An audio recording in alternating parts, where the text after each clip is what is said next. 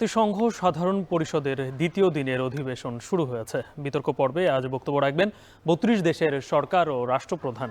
এনে বিস্তারিত জানাতে নিউ ইয়র্ক থেকে যুক্ত হচ্ছেন আব্দুল আহাদ। আহাদ, জাতিসংঘে তো আজ ইউক্রেন সহ ৩২ দেশের সরকার প্রধানরা বক্তব্য রাখবেন। আর বাংলাদেশের অন্তর্বর্তী সরকারের প্রধান উপদেষ্টা ডক্টর ইউনূসের আজকের কর্মসূচি কি? হ্যাঁ, গালিব, আপনি যেমনটি বলছিলেন যে বাংলাদেশের প্রধান উপদেষ্টার কর্মসূচির মধ্যে আজকে কি রয়েছে। তিনি এখন থেকে ১০ মিনিট আগে অর্থাৎ যুক্তরাষ্ট্রের সময় সকাল ৯ টার সময় তিনি একটি বৈঠকে অংশ নিয়েছেন। সেটি হচ্ছে সাইড বৈঠক বলা হয় এটি। এই বৈঠকের মূল উদ্দেশ্য হলো টেকসই উন্নয়ন লক্ষ্যমাত্রা বাস্তবায়নের অর্থায়নের প্রতিশ্রুতি বিষয়ক এই বৈঠকটি চলছে সকাল ৯ টা থেকে এবং তিনি এই বৈঠকে অংশ নিয়েছেন। এরপরে প্রধান উপদেষ্টা আজকে সারাদিনই তার ব্যস্ত সময় পার করবেন। এর মধ্যে বাংলাদেশ বিষয়ক বেশ কয়েকটি বৈঠক রয়েছে আজকে তার জাতিসংঘের সদর দপ্তরে।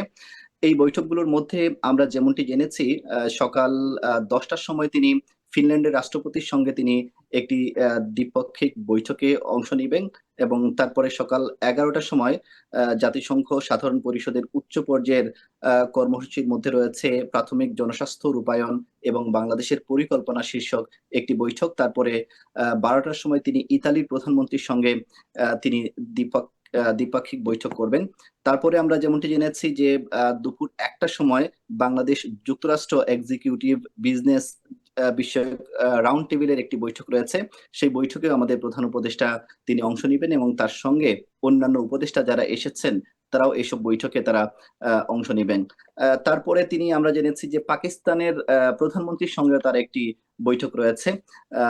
এই ছিল হচ্ছে তার আজকের সারাদিনের কর্মব্যস্ততার সূচি এবং এছাড়া যে সাধারণ অধিবেশনে যে রাষ্ট্রপতি কিংবা সরকার প্রধানরা বক্তব্য রাখবেন সেসব অনুষ্ঠানেও তিনি মাঝে মধ্যে গিয়ে যোগ দিবেন।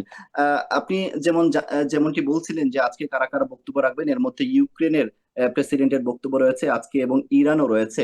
এর জন্য গতকালের মতো আজকেও আমরা যেটা ধারণা করছি যে সাধারণ অধিবেশন আজকে উত্তপ্ত হতে পারে।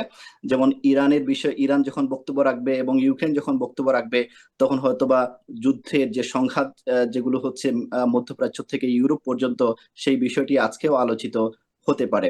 তো এই ছিল গালিব আমার কাছে এখনো পর্যন্ত সবশেষ খবর। নিউ ইয়র্ক থেকে যুক্ত ছিলেন আব্দুল আহাদ।